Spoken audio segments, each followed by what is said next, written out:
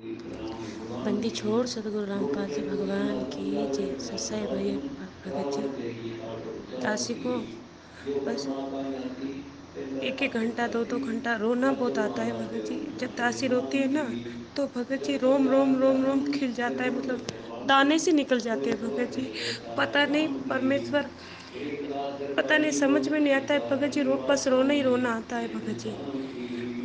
जब दासी रोती है ना भगत जी तो पूरे शरीर में एकदम रोंगटे से खड़े हो जाते हैं, और अंदर से आवाज आती है जैसे कोई अंदर किसने रोक रखा है ना भगत जी हमारे शरीर में। ऐसे अंदर से मतलब एक अलग से मतलब इतनी तड़प उठती है ना भगत जी, जैसे हमारी सांस निकल जाती है। इतना मतलब पता नहीं भगत जी क्यों होता है भगत जी, इसकी समस्या बताइए भगत जी। सत साहिब जय हो, बंदी छोड़ की लोड को निवा की। बंदी छोड़ सतगुरु रामपाल जी परमेश्वर जी की जय हो।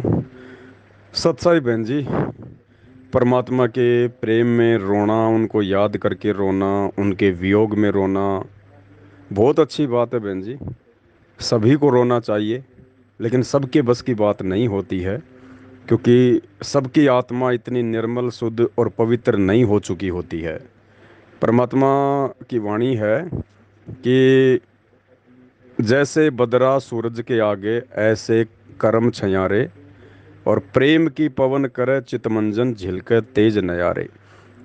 हमारी आत्मा के ऊपर ये पाप कर्मों के बादल छाए हुए हैं, और परमात्मा कहते हैं जब तुम सत्संग सुमरण करोगे, चिंतन मनन करोगे, सत्संगों पर भक्ति अच्छे से करोगे, तो वो जो प्रेम की जो हवा है वो चलेगी, उसके चलने से वो पाप कर्म रूपी बादल हटेंगे। और उसके बाद हम अपने गुरुदेव भगवान के प्रेम में, उनके वियोग में, उनके सत्संगों को याद करके, उनके उपकारों को याद करके कि कैसे परमात्मा ने हम नीचों पर इस कलयुग की पिछली पीढ़ी में आकर दया बख्श दी, हमें मानव जन्म दे दिया, अपनी शरण में ले लिया। इन सब बातों पर हम जो विचार करेंगे तो हमें ये असामान्य सा लगेगा बहन जी, अकल्पनीय लगेगा। और फिर हमारा उस परमात्मा के प्रेम में फिर रोना होगा बहन जी। तो परमेश्वर की दया है, ये बहुत अच्छी बात है बहन जी, ये तो सबको होना चाहिए। परमात्मा तो यही चाहते हैं कि सबके पाप कर्म छटें। अब इसमें दो बातें हैं बहन जी। रोना भी दो प्रकार का होता है। एक रोना तो है ज्ञान समझ में आने के बाद में, हम लोग आत्मा से रोते हैं, ज्ञान समझ कर रोते हैं, अपने पिछले कुकर्मों को देख कर रोते हैं। यदि पार नहीं हुए तो अपने भविष्य को देख कर रोते हैं। एक होता है वो रोना ज्ञान आधार वाला, और एक रोना होता है कि बात बात पे रो दे, छोटी मोटी बातों पे जो है मतलब सेंटलमेंट हो जाए। वो रोना रोना नहीं है बहन जी, वो ज्ञान आधार से रोना नहीं है। ऐसे बहुत सारे भगत जो पहले सात संगति से जुड़े हुए थे, और जब हम सात संगत में बैठ के परमात्मा की महिमा करते थे, जब ऐसी कोई मार्मिक बात आ जाती थी तो वो भगत तुरंत रोने लग जाते थे, तुरंत उनकी आंखों से आंसू आना जो है वो आना शुरू हो जाते थे। तो कुछ भगत भाई बहन सोचते थे कि भाई ये तो बहुत अच्छा भगत है, ये तो बहुत ही अच्छा भगत है, हैं ये तो रोने लग गया। एक बम्बई से थे भगत जी, बम्बई के बम्बई में रहते थे। आपने देखा होगा पहले जिनके खोपड़ी के बाल उड़े हुए थे, सफ़ेद सफ़ेद बाल थे जिनके, नाम भूल जाता हूँ मैं क्योंकि मैं ज़्यादा किसी से प्यार प्रेम लगाव नहीं रखता हूँ। एक तो रामदास भगत जी थे, और रामदास जी के साथ में एक भगत जी और रहते थे मेरे साथ में, संजीत रंजीत क्या नाम था, मेरा दिमाग से निकल गया उनका। वो बात बात पे रो दिया करते थे। तो दास को लगता था कि ये तो बहुत अच्छा भगत है, ये तो बहुत अच्छी आत्मा है। और जैसे दास जेल में गया, और पीछे से बहन जी कैसे उन्होंने खुद तो काल के जाल में गए सो गए, खुद भी उन्होंने खुद ने भी दास की निंदा चुगली करके अपने कर्म फोड़े, और कुछ भक्तों को भी मैनेजमेंट की तरफ लेके चले गए। एक भगत राजस्थान के नागौर से है, गोटन जिले से, रामेश्वर दास नाम करके। वो भी सत्संगों में, सात संगतियों में आते थे तो बात बात पर रो दिया करते थे, बात बात पर शुभकी ले लेके रोया करते थे। और अब जैसे ही ये दाढ़ी मूछ वाली कबीर जी के नकली फोटो फाड़ने का समय आया, तो उन्होंने फाड़ने से मना कर दिया कि मैं नहीं फाड़ सकता, मैं नहीं फाड़ सकता। और अब जब वो परीक्षा पूरी हो गई, जिन्होंने फाड़ना था उन्होंने फाड़ दी। अब वो कह रहे हैं कि मेरे से गलती हो गई, मेरे से गलती हो गई, मैं सात संगति में आना चाहता हूँ, मैं सात संगति में आना चाहता हूँ। पवन भगत जी मेरा फ़ोन नहीं उठा रहे, भक्तों को फ़ोन कर रहा है, मेरी उनसे बात करवा दो एक बार। नहीं भैया, पवन भगत जी का किसी से कोई प्यार प्रेम नहीं है, ना पवन भगत फालतू की जो है कोई लाड प्यार करता है। जो मेरे भगवान का नहीं, जो ज्ञान आधार से नहीं, वो भाई अपना कुछ नहीं लगता। तो ये रोना कोई रोना नहीं है बहन जी, ये फालतू का रोना है, ये काल रुलवाता है। और ज्ञान आधार से जब इंसान रोने लग जाएगा अपने पाप कर्मों को देख कर, आगे पीछे की देख कर, उसके बाद जो रोना आएगा बहन जी, वो रोना परमात्मा को जो है पसंद आता है। परमात्मा कहते हैं प्रेम छुपाए ना छुपे जा घट प्रकट होए, और मुख से तो बोले नहीं पर आंख देत है रोए। तो वो रोना है बहन जी। एकांत में हम कभी बैठे परमात्मा को याद करते करते रोना आ जाए, अंदर से एक ऐसी वो कसक उठती है उसमें, जैसे बचपन में मामा माँ को लेने आता है और माँ चोरी छिपे अकेली मामा के साथ जाने का प्रयास करती है और वो चली जाती है। और बाद में जब उस बेटे या बेटी जो छोटे छोटे होते हैं, जब उनको पता चलता कि माँ तो गई मामा के, उसके बाद उसका जो रोना होता है माँ की याद में, वो गले में सिबकी ले लेके जो रोता है, उसका कंठ जो है वो रुंध जाता है, उसको कहते हैं रोना। असल में रोना उसको कहते हैं। अब वो बच्चा छोटी छोटी चीज़ों के लिए भी रोता है, टॉफ़ी के लिए रोने लग जाएगा, चप्पल जूतों के लिए रोने लग जाएगा, तो वो रोना रोना नहीं होता।